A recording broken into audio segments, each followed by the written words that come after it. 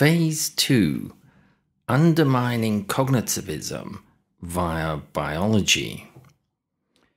Many critics have accused early cognitivism of a similar one-sidedness. John Searle, in particular, has attacked the digital computer as a model for the mind on the grounds that its information processing does not include anything that could be described as human understanding.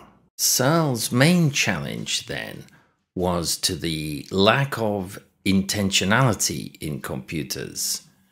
Intentionality being the philosophical term for the attribution of meaning to information, representations, and symbols.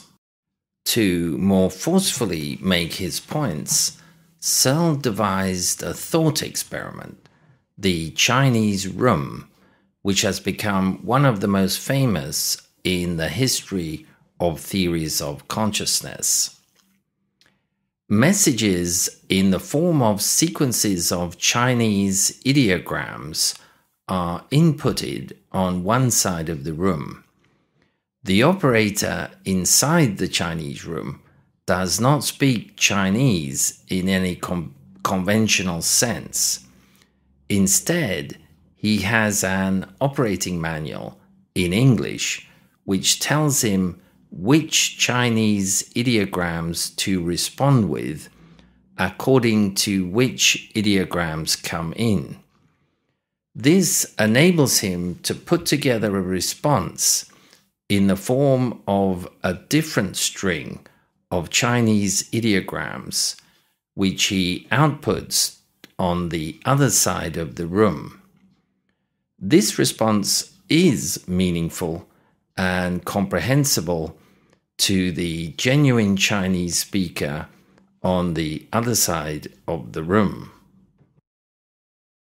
Searle's point here is that although the operator is effectively acting as an information processor in Chinese, he still has no real understanding or knowledge of the Chinese language. And by analogy, this is his critique of the computational model of the mind, i.e., although computers can simulate what goes on in the human mind, they have no comprehension of or even interest in the meaning of the mind's activities, which for human beings is the whole point. Jeffrey Gray expresses all this in a very clear and dramatic way in the following quote. If you have ever learned Latin, you know how to take the stem of a verb and conjugate it. You can do this without any idea of what the verb means, or even if the stem doesn't exist at all. That's syntax without semantics. And that, critically, is what computers do. They conjugate strings of symbols without any knowledge of the meanings of the strings. This line of argument may appear to contradict a common way of describing computers, namely that they are systems for the processing of information. But in its everyday sense, information is information about something. It conveys meaning. But I have just asserted that computers cannot on their own compute meaning. The information they process is interpreted by human beings. For the computer itself, it is uninterpreted information.